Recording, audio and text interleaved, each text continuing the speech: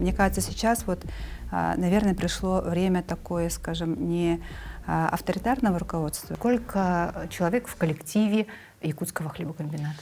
У нас работает более 400 человек. Я руковожу хлебокомбинатом 7-й год. Готовка, уборка и все остальные вещи. В последнее время я занимаюсь монтажом видеофильмов. А я еще знаю, у вас есть еще одно неожиданное увлечение, даже удостоверение альпиниста. Конкурентов мы считаем нашими партнерами. Светлана Кынакытова родилась в селе Бедиме Микино-Кангаласского района. В 1993 году окончила Благовещенский сельскохозяйственный институт. Начала трудовую деятельность рабочей в совхозе имени Героя Попова. Затем работала специалистом банковской сферы. Долгое время трудилась в АПК «Туймада». С 2014 года работает в акционерном обществе «Якутский хлебокомбинат». В настоящее время в должности генерального директора. Замужем, мама 3 детей.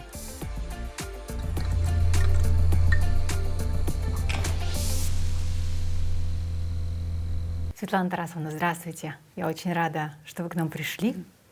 В свете того, что вообще руководитель вашего уровня — это такое событие, скажем так. Почему? Потому что, буквально, мне кажется, лет 10, да даже 5 лет назад, чтобы руководить производственным предприятием, чтобы руководителем была женщина, это какой-то такой нонсенс был бы. Как вы относитесь, как вы думаете вообще, это влияние времени или стечение каких-то других факторов? Что на это повлияло? Здравствуйте, Аня. Очень приятно, что вы меня пригласили. Конечно, если так подумать, да, лет 5-10 назад, наверное, было мало таких женщин, именно руководителей. И у нас как-то такой стереотип остался, что если там руководитель, особенно производственной компании, да, это какой-то мужчина жесткий и авторитарный. Да. Да? Мне кажется, сейчас наверное, пришло время такое, скажем, не авторитарного руководства, да, а вовлекающего в процесс работы руководителя. То есть женщина в этом отношении, она более такая гибкая, да, она умеет запланировать процессы и мотивировать сотрудников. Как вы относитесь вообще ко времени? Нужно ли учиться им управлять, например? Нужно ли пытаться его осознавать, понимать? Насчет времени вопрос очень хороший, да. Я когда в школе училась, помните, наверное, когда мы там школьниками были, да, у нас уроки длились 45 минут, например, да. Да, и перемены 10 минут. Да, перемены 10 минут, чтобы там покушать, там что-то еще там свои дела там поделать. Мы очень ждали этого, и мы все ждали, когда мы повзрослеем. А сейчас как-то вчера был понедельник, а сегодня уже пятница, например, да. И время ускорилось, во-первых, да. И управлять временем сейчас, мне кажется, даже не стоит. Но то, что говорят, надо жить в моменте, да, я с этим на 50% не согласна. Почему объясняю? Потому что жить так в нынешнем, просто в настоящем времени, мне кажется, это как-то пассивно и неинтересно. Все равно надо человеку иметь какую-то цель и задачу, мечты, по крайней мере, да, чтобы к этому стремиться. Тогда и жизнь интереснее будет и разнообразнее будет. И если ты планируешь заранее, да, те же отпуска даже с семьей, например, да, какие-то там крупные какие-то там мероприятия в компании, да, но все равно ты в голове это структурируешь, да, если там все структурировано, ты налево-направо все равно не уйдешь, ты все равно по тому течению, по которому тебя жизнь подготовила, туда и поплывешь. Такой управляемый хаос. Да. Это же интересно, действительно. То есть для того, чтобы управлять людьми, нужно сначала научиться управлять собой, своим временем. Да, своим временем, конечно, да. Сколько человек в коллективе Якутского хлебокомбината? У нас работает более 400 человек на сегодня. Разные профессии, да.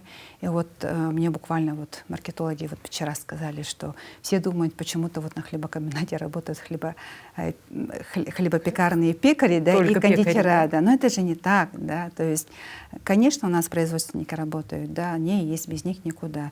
Но, соответственно, кто-то должен привезти сырье, да. Это мать техснабжения. Они закупом занимаются, они привозят привозят сырье. Получается, потом кто-то их привозит, это вот опять же водители, да.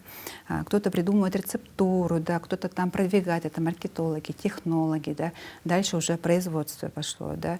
Экономисты посчитали цену, бухгалтера там свои там документы к этому подвели, юристы договора там заключили, да. Дальше уже пошло отгрузка, это уже экспедиция в общем целом. А потом дальше уже водители, потом наши продавцы, которые в фирменной торговле работают, да, они уже как бы конечные, получается, продавцы, которые вот свою продукцию предоставляют нашим клиентам. Ну, еще технический персонал, наверное, техническая поддержка. Без этого никак, да. Административно-хозяйственные отделы, которые там обслуживают, убирают, да. Даже вот бумагами там обеспечивают канцтоваром, да, без них тоже никуда. Айтишники, без них тоже никуда, потому что у нас, и в том числе на заводе, у нас очень много оцифрованных вещей, и стратегически мы тоже в том направлении идем, да. Сейчас мы изучаем там искусственный интеллект, а без айтишников ты это тоже не сделаешь. То есть вот, да, плюсом у нас проектная деятельность, проектный офис работает. Мы с 2021 года работаем по проектному офису. Ну, то есть получается, что такое проектная работа, да? Это получается, есть у нас какой-то план, цель, к которому мы должны стремиться, да, и к этому подводится отдельный проект, рабочая группа создается, и отдельный человек уже курирует данное направление. Вот тогда у нас уже эффективность, она в разы повышается. Что такое производство? Да? Это ты производишь продукт, который будешь предоставлять уже населению. Да? Он должен быть качественным. Да? Лаборатория должна его обязательно проверить. Входное сырье проверяют, готовые изделия там тоже проверяют. Да? На самом-то деле кормить людей — это же большая ответственность. Конечно. Вот. И когда человек вот это вот все, ты видишь окончательный продукт, у тебя вот чувство удовлетворенности появляется. Ну, это очень интересно. Да, то, чем вы занимаетесь, это правда интересно. Да, Сколько лет вы руководите уже хлебокомбинатом? Я руковожу хлебокомбинатом 7-й год, а так я вообще на хлебокомбинате отработала уже 11 лет. Мне всегда было интересно, вот человек, который в таком уровне ответственности существует, как распределяется время? Как вообще ваш день вот от начала, с момента, как вы открыли глаза утром, и до момента, как вы закрыли глаза вечером? Как проходит обычный ваш среднестатистический будничный день? Мы производственники работаем. Вообще у нас ночью производство не останавливается, но, соответственно, административная часть нашего завода, она работает с 8 часов утра. Работаем. И поэтому я встаю каждый день в 6-15 утра. Вот так у меня вот утро начинается. Да? И если есть время, если есть вот прямо посыл такой, чтобы там какую-то физическую нагрузку на себя накинуть, да, то я занимаюсь немного там физкультурой, можно так сказать. Да. Это гимнастика. По крайней мере, это там у меня коврик лежит, напоминалка, что не надо мимо проходить, надо обязательно там какие-то движения поделать. Да. А сколько по времени примерно гимнастика у вас? Ну, минут 10 максимум. Минут 10 максимум.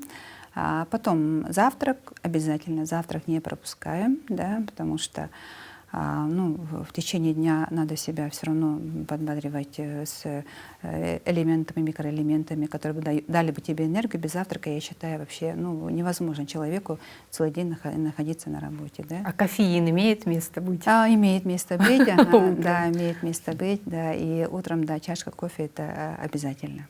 А скажите, пожалуйста, а какой хлеб вы предпочитаете есть на завтрак? Я предпочитаю есть, вообще вот я предпочитаю кушать хлеб, называется у нас первый сорт.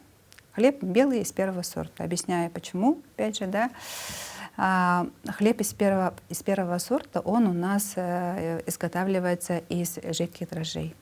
Жидкие дрожжи — это живые организмы, которые мы у себя выращиваем на заводе. Это у нас хлеб дарницкий, и хлеб из муки первого сорта изготавливается из жидких дрожжей.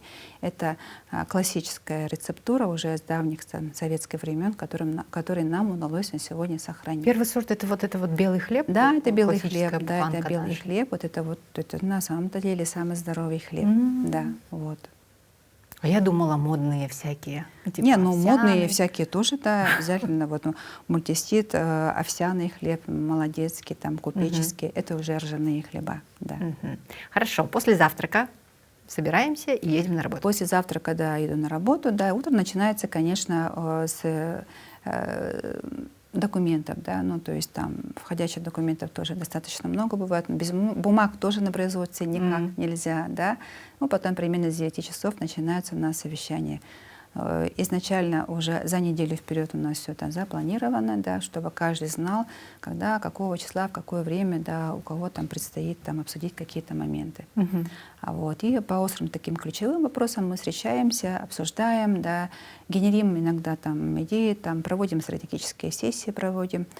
Вот. А вы сами проводите, да, Я сессии? сама провожу. У вас есть да. квалификация такая? Да, я обучилась на фасилитатора, знаю инструменты, применяю, да, и как-то тоже вот свою команду приучила к тому, что вот они уже, ну, знают, что это такое, да, и в отличие от других, наверное, команд, они очень быстро так кооперируются и начинают там генерить там идеи. Вот. Ну и, конечно, да, стараюсь почти ежедневно выходить на производство в цеха, в экспедицию, на отгрузки, там, в магазины фирменную торговлю тоже часто езжу, да. Ну, в основном я езжу еще по магазинам, скажем, сторонним магазинам тоже иногда, ну, потому что надо, насмотренность все равно она нужна, чтобы там видеть, да, что на рынке творится, что есть, кто там по какой цене там что продает. Обеденный перерыв на работе у вас, да, проходит или где-то? Ну да, иногда встречи, иногда вот на работе, иногда вот дома, ну как тут получается, тоже у нас час получается обеда, и с часу дня мы начинаем дальше работать. Вот. Ну, рабочий день заканчивается? Рабочий день заканчивается в 5, условно говоря, но там уже как получается, да. Ну то есть там, если есть какие-то проектные работы, которые требуют прямо моего вовлечения, там сам процесс работы, то, соответственно, там остаешься и дальше, да. Выполнение каких-то плановых там показателей, там еще что-то, да, вот эти вот вещи заставляют все равно, да, присутствие моего там, вовлечение в меня, саму там, сам процесс, и хожу, ночами хожу тоже, да. Ночами тоже? Да, ну так у нас основная работа, ночная же работа, у нас производство работает ночью, отгрузка хлеба уходит у нас с 2 часов ночи тоже уходит, да. То есть, чтобы у нас утром свежий хлеб был. Да, да, совершенно верно. Приезжаю там домой, а там уже семья ждет, да, это надо быстро-быстро из того, что есть в холодильнике, быстро приготовить. И почему-то самый вкусный ужин получается из тех продуктов, которые находятся в самом холодильнике. Ну, то есть заранее ты не планируешь, что из того, что было в холодильнике, называется. Так, самое какое распространенное востребованное блюдо у вас из того, что есть? Жеребятина. Кулинарная рубрика вошла в чат. Обязательно это жеребятина, конечно, да. Ну и гарнир там что-нибудь, там быстро-быстро. Жеребятина, ну как, он себя же очень хорошо ведет в приготовлении, да, очень быстро. Его можно сырой потреблять, его можно там варить, можно жарить, можно и спасает жеребятина. Быстро покушали, да, а потом уже опять же дальше. И либо там у меня какое-то очередное обучение начинается. Вечернее время вечернее обучение начинается, да. Либо там тоже там какие-то там отчеты, планы. Вот. Все равно работы очень много. Работы, да.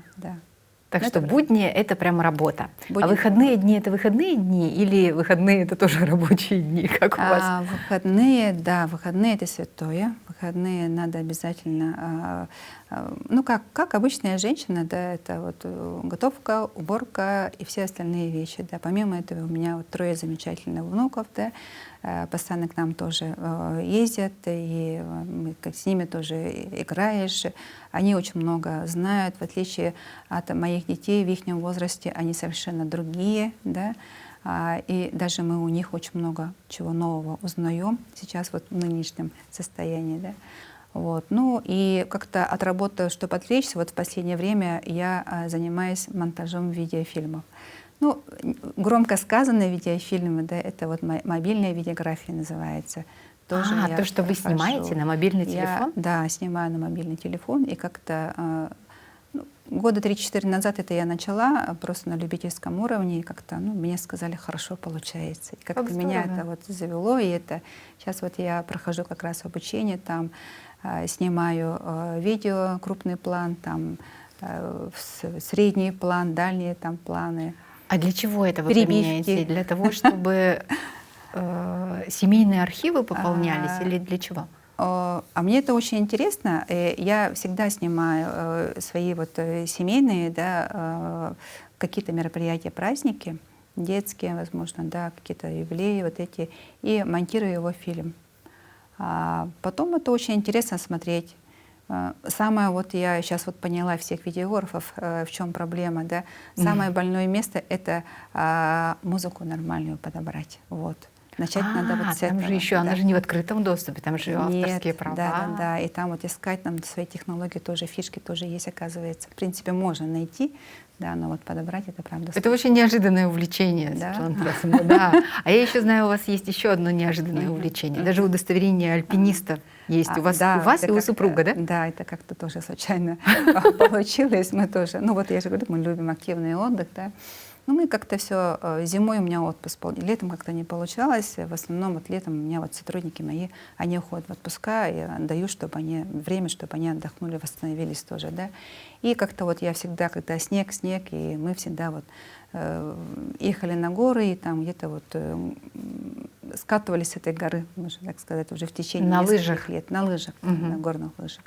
Потом в этот раз вот подумали, что это, Якутия-то там, да, Якутия так у нас огромная, да, красивые места тоже есть, и начала искать, куда поехать. И как-то так вот подвернулось так, что мы в одно время поехали с альпинистами на горы, поехали. И за определенный период времени мы там выполнили все нормативы альпинистов. Спасибо альпинистам, что Как нас... здорово! Это где, в Верхояне Нет, где-то? это Аймеконский улус. Аймекон. Да, Аймекон, да. И мы там на гору Афродита поднимались, и со всеми там... Со всей амуницией. Да. И ну, нормально спустились. А что вам этот опыт дал? А вот самое интересное, да, вот что дал, да, вот когда альпинисты на гору поднимаются, да, они друг друга, оказывается, не поздравляют. А надо же потом спуститься обратно. То есть преждевременно. Да, преждевременно, да. Оказалось так, что спуск — это самое-самое сложное, оказывается. Вот. То есть это вот получается так, что ты идешь, да, но при этом ты понимаешь, что конечный результат, вот ты дошел, а потом к нему надо обратно вернуться же надо. И это надо силы запланировать так, чтобы у тебя силы на потом остались, на то, чтобы вернуться на базу. Как вам кажется, для современной женщины время — это друг или враг? Вообще, как можно все успеть? Так много ролей.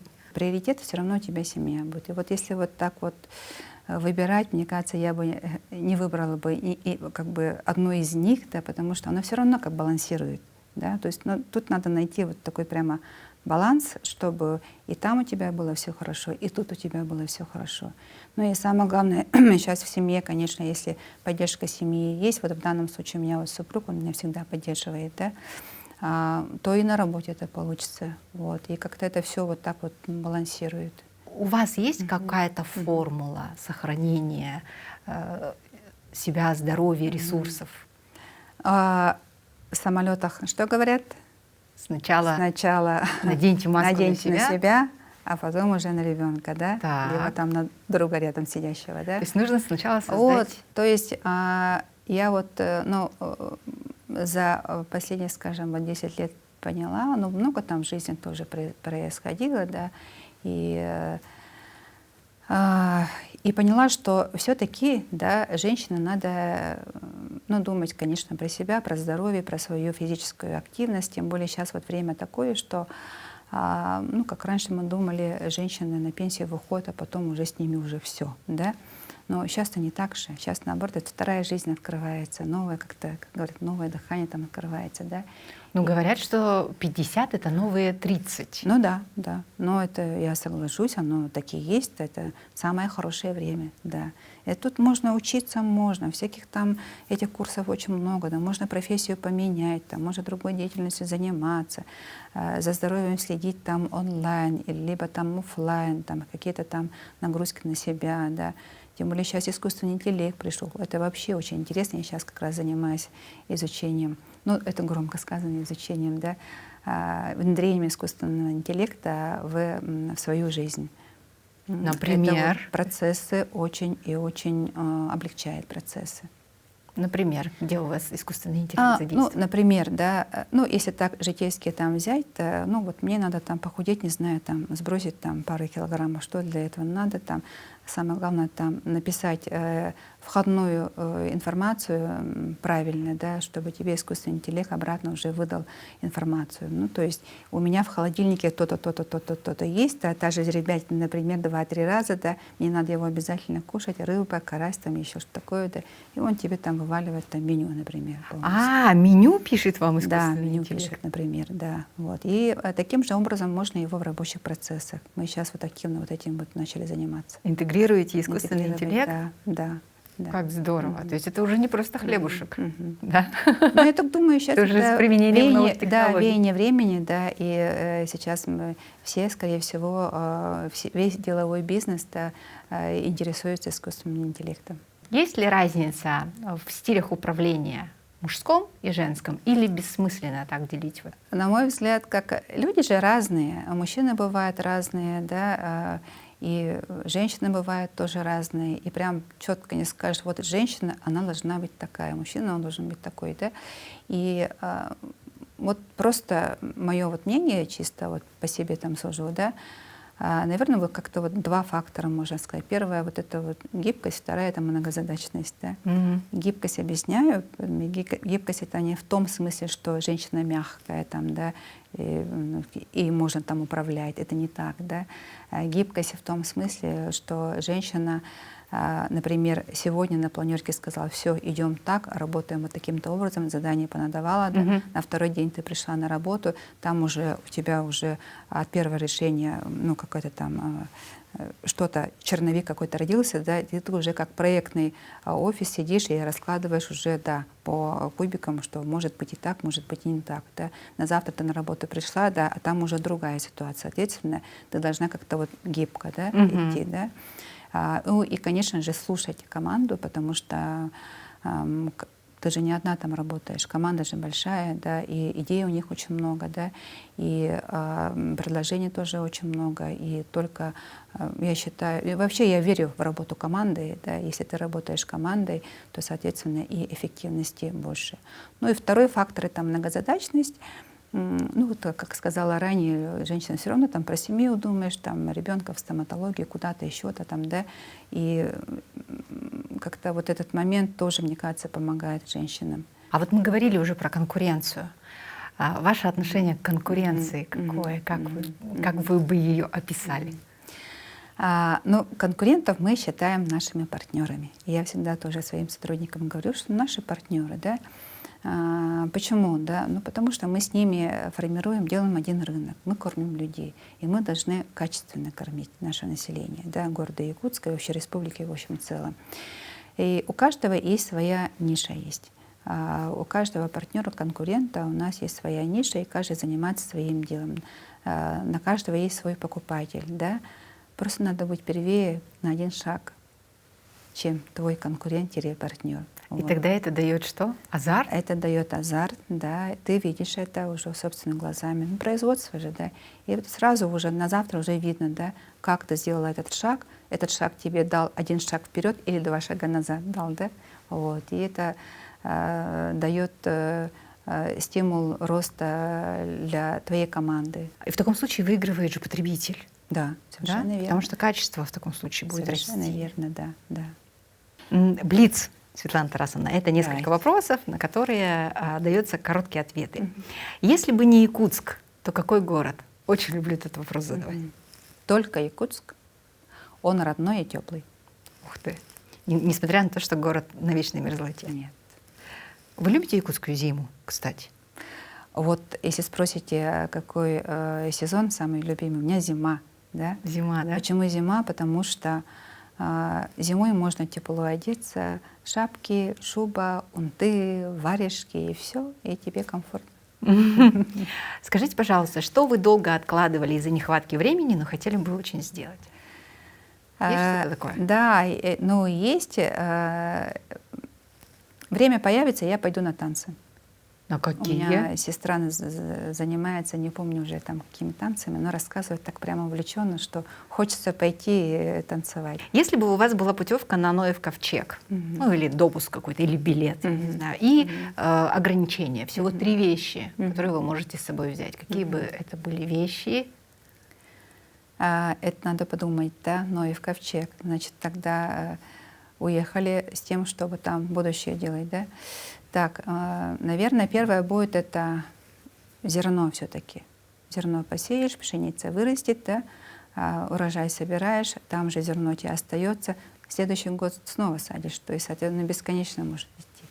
Второе, наверное, это жернова, либо там мельница какая-то ручная, да, Так. чтобы там молоть там муку, чтобы там у меня потом хлеб появился, да. В принципе, там, если там, мы же на землю, наверное, там приземлимся, да, после. Ну, вообще желательно бы, да. Да, что-нибудь там, наверное, можно приспособить, когда там много лет пройдет, ту же мельницу можем там переработать, там более совершенно другую мельницу, да. То есть бесконечность она есть. И третье — это вот закваска и жидкие дрожжи, без которого хлеб невозможно испечь. Его тоже можно расти бесконечно. Кормилица, Да. да, и на Новом ковчеге тоже будет что делать? Кормить людей, заниматься хлебом. Да. Спасибо большое, это было интересно, это было очень позитивно. И традиционно хотелось бы закончить нашу беседу пожеланием телезрителям. Там ваша камера. Хотела бы пожелать нашим телезрителям самое главное — крепчайшего здоровья, женскому коллективу наших телезрителей, особенности женского счастья, благополучия, чтобы у вас и в семье было все хорошо, и на работе, при этом, чтобы у вас постоянно было развитие, было всем людям, которые сейчас планируют чем-то там заняться, там каким-то бизнесом, хотела бы, чтобы постоянно подкачивали себя, прокачивали именно в части образования, потому что человек, который всегда учится, да, всегда владеет, скажем, тем инструментом по сравнению с тем, который никогда не учился, например, да. Вот. И в этом я вот вижу вот развитие. Всем добра. Спасибо большое. И вам тоже добра, благополучия вашим близким, вашей прекрасной семье. Продолжайте нас кормить, вдохновлять. И пусть ваш коллектив и ваше дело процветает. Спасибо огромное. Спасибо, что пришли.